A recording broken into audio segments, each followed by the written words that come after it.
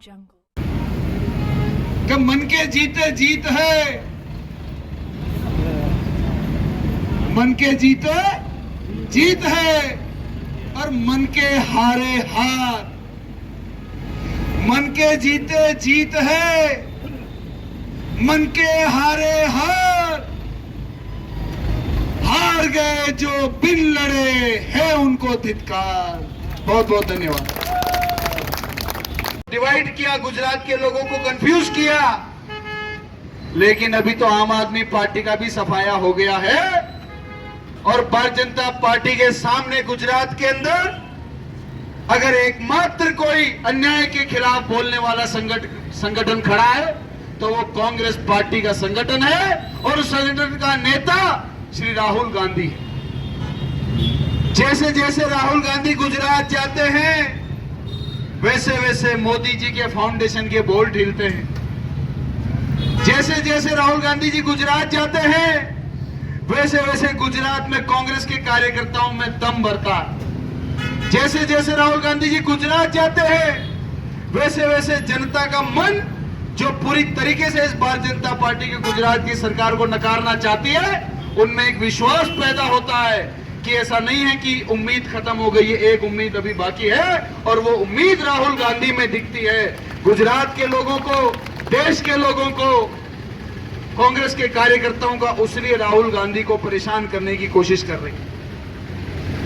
लेकिन मैं एक बात पूछना चाहता हूं, मैंने एक सुबह पोस्ट करी थी, आपने देखा होगा। राहुल गांधी ने मन में सोच लिया कि मैं टी शर्ट में भारत जोड़ो यात्रा करूंगा। मैं 30 और 31 जनवरी 2023 को कश्मीर में था, श्रीनगर में। हमसे तो 15 साल बड़े हैं, 16 साल बड़े हैं उम्र में। -7 डिग्री सेल्सियस टेम्परेचर था। कितना? -7 डिग्री और -60 डिग्री टेम्परेचर में राहुल गांधी टी शर्ट में चल रहा है। बिना तपस्या के ये संभव नहीं है, आप सभी को ये पता है। 0 डिग्री हो जाता है, इतने में तो हीटर चल जाते हैं। उनको कहा गया कि राहुल जी आप कश्मीर में पैदल यात्रा नहीं निकाल सकते, कहां से गोली आ जाएगी, कहां से बम आ जाएगा, तो केंद्र सरकार की कोई जिम्मेदारी नहीं रहेगी। जम्मू कश्मीर की पुलिस भाग गई उनको छोड़ के कि यहां तो कुछ भी वारदात हो सकती है। तब राहुल गांधी ने कहा कि मैं पैदल चलता आया हूं और मैं पैदल ही चलूंगा, इस यात्रा को मैं पैदल पूरा करूंगा। मैं तो कश्मीरी पंडित हूं, यहीं से मेरे बड़े पूर्वजों का खून निकला है और अगर हमारा खून यहीं मिट्टी में मिल जाना लिखा होगा तो यहीं पर मिट्टी में मिल जाएगा। लेकिन डर कर राहुल गांधी गाड़ी में बैठ जाए, ऐसा नहीं हो। तो जब वो जान का खतरा राहुल गांधी को नहीं डरा सका तो ये ईडी बीडी कीड़ी, ये कोई इनमें दम नहीं है। ये ईडी के अधिकारी तो 2-3 साल बाद राहुल गांधी के पैर पकड़ेंगे कि बाबूजी मासू तो कराई थी साहब, मैं तो कोई देखो माँ का भी बच्चा से मान तो पालना थी साहब, मान तो बचवा दीजिए। लेकिन मैं कांग्रेस के नेताओं कार्यकर्ताओं को विश्वास दिलाना चाहता हूं, जैसे कि सम्मान्य हरिमोहन जी ने कहा कि जो लोग लोकतंत्र के साथ में खेल रहे हैं, जो लोग लोकतंत्र का दुरुपयोग कर रहे हैं, चाहे वो नरेंद्र मोदी हो, चाहे वो अमित शाह हो, चाहे वो ओम बिरला हो, चाहे वो ओम बिरला का ओएसडी राजीव दत्ता हो, जब कांग्रेस का राज आएगा तो लोकतंत्र के साथ खिलवाड़ करने वालों का मुंह तोड़ जवाब दिया जाएगा, मुंह तोड़ जवाब दिया जाएगा।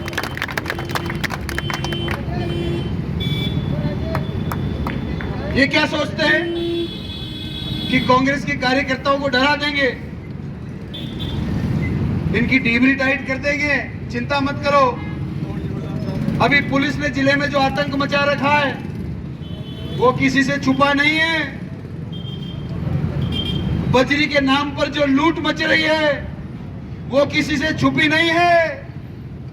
थाने के अंदर पुलिस के साथ, पुलिस की नजरों के सामने शंभू मेघवाल एक दलित भाई की पिटाई बजरी माफिया करता है, वो किसी से छुपा नहीं।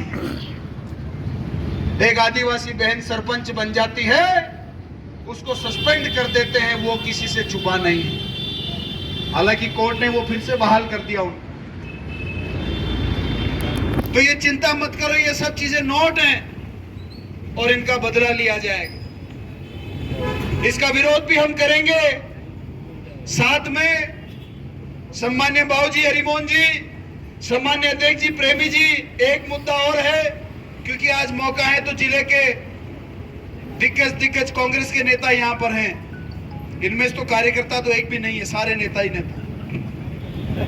कोई वरिष्ठ है, कोई दिग्गज है, कोई भारी है, पर सारे यहां हम सब नेता ही नेता हैं। ये सरकार बिजली को प्राइवेट करने का बहुत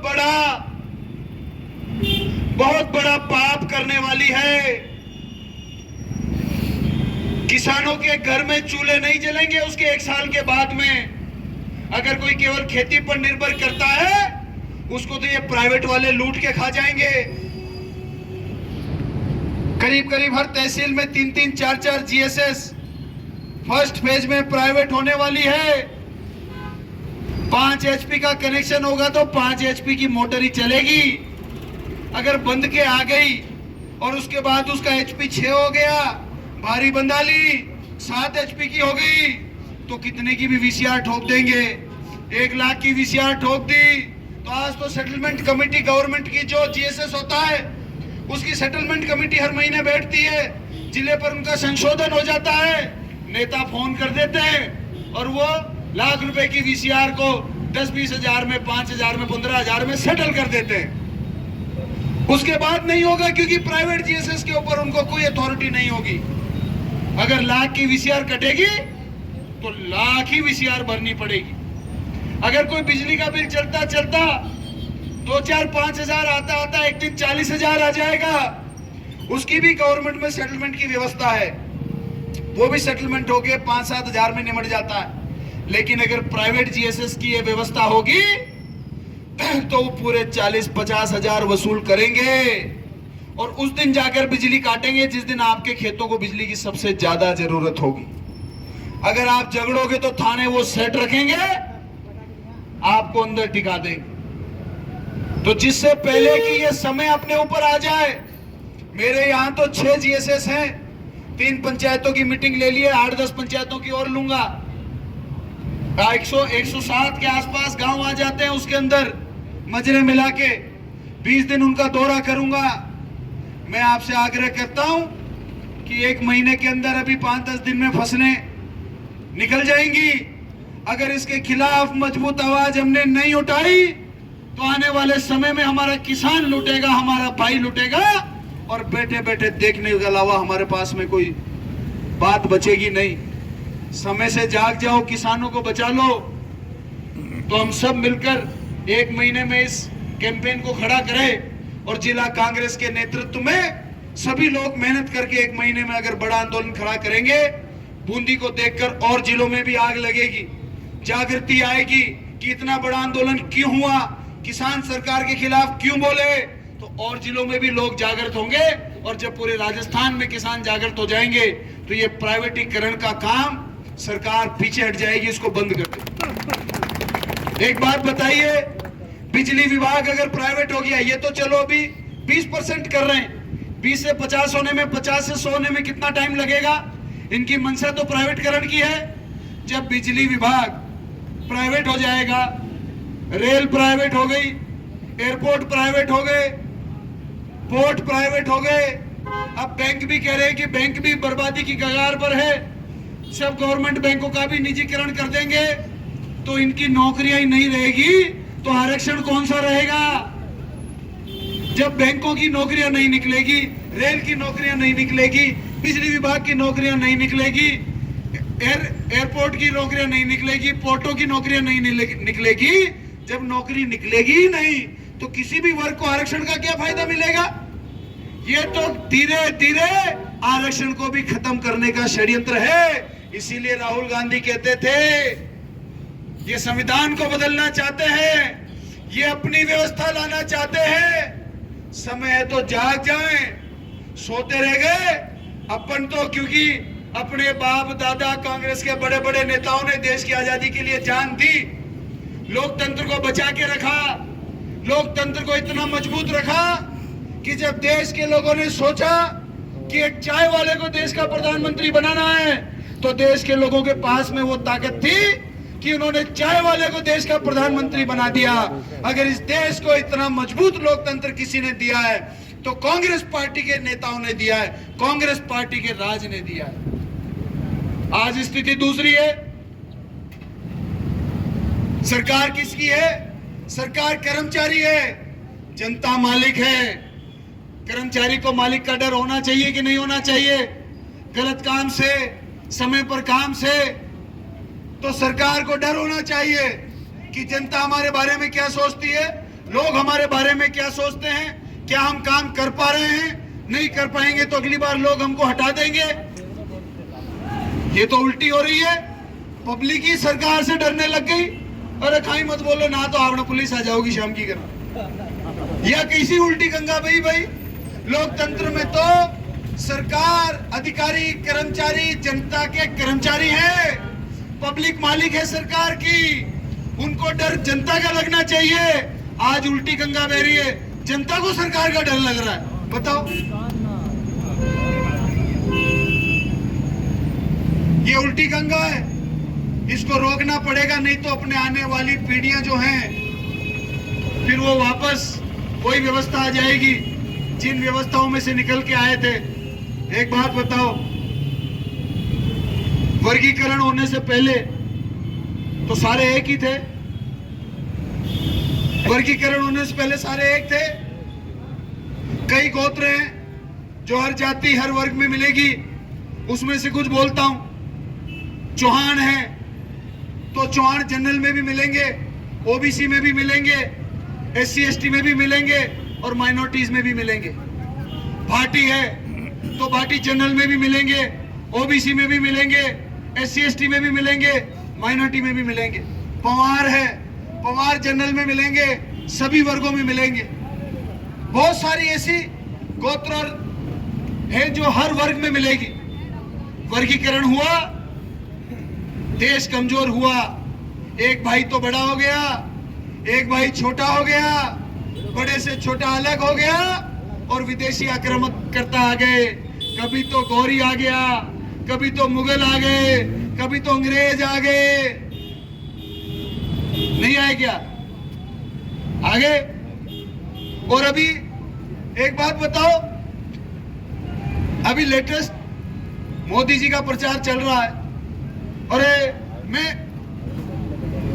बड़ा नया गांव एक शादी में गया बाबूजी, तो एक बीजेपी के पदाधिकारी नेता हैं, वो वोट तो मेरे डलाते हैं। तो मैंने उनसे अंदर कहा कि अब आप 3 चुनाव लड़ लिए, मैंने वोट आपके वैसे ही मेरे को डला रहे हो, तो आप हमारे साथ ही आ जाओ। बोलो अरे ना ना, देखो चांदना जी था बीजेपी में, आ जाओ। लेकिन वो क्यों बीजेपी में? बोलो देखो बांग्लादेश का हिंदू के साथ कहीं हो रही है, तो हिंदू ने बचाओ थे। मैंने कि बाबूजी एक बात बताओ, मैंने एक बात यह समझा दो कि हमारे बीजेपी में आ बसू, बांग्लादेश को हिंदू कैसे बचेगो तो मैं बीजेपी में आ जाऊं। अगर हमारे बीजेपी में आ बसू बांग्लादेश को हिंदू बच रहे थे तो मैं क्यों ना आऊं? तो ये कहीं से फिल्म बनाओ जे, फिल्म समझाओ जे और फिर वहां चलाओ जे। अब कह रहे कि साहब हो देखो एक हो जाओ, हिंदू खतरा में जे। अरे 600 साल मुगलों को राज रियो, जब हिंदू खतरा में ना आया। 200 साल अंग्रेजों को राज रियो, तब हिंदू खतरा में ना आया। 65 साल कांग्रेस ने राज करियो, जब भी हिंदू खतरा में ना आया।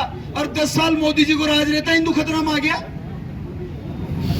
फिर यू कैसे आयो भाई? मोदी जी को राज आता, हिंदू खतरा में कैसे आया? कभी भी ना होया। ये तो मोदी जी खतरा में जे 400 से 250 पाया जे ने, अब आर फट पड़ा रहे जे। दूसरी टांगा मोदी जी की, माने सोची जी अब तो लहर चलेगी जो माँ के 400 आ जाओगी, 250 भी ना आ पाई। नटा आई 240 भी, जिसमें 50 सीटा दोषी जे, कोटा की तरह, जयपुर ग्रामीण की तरह, बीकानेर की तरह, अलवर की तरह जो 1% वोट अटिकाटी हो जाता तो 50 सीटें और हार जाता। 1% की खेल रहे हो जो मुंह 5-10 की नहीं खेल रहे हो, 1% वोट भी अटिकाटी हो जाता तो ये 5 सीटें और आ जाता और पूरा देश में 50 सीटें हार जाता और मोदी जी थेलो लेर चालता रहता। वन तो कीजिए भाई, माँ तो जोड़ो उठार चाल देगा भाई, माँ को कहीं से न कोई घर न परिवार, फिर रोता रही से था भाई कहीं जाम लाग भला क्यों गाड़ियां ना आगे बढ़ाओ यार, भाषण मत सुनो। साथियों देखो, अन्याय के खिलाफ आवाज उठाबो, अन्याय के खिलाफ डटर मुकाबलो करबो।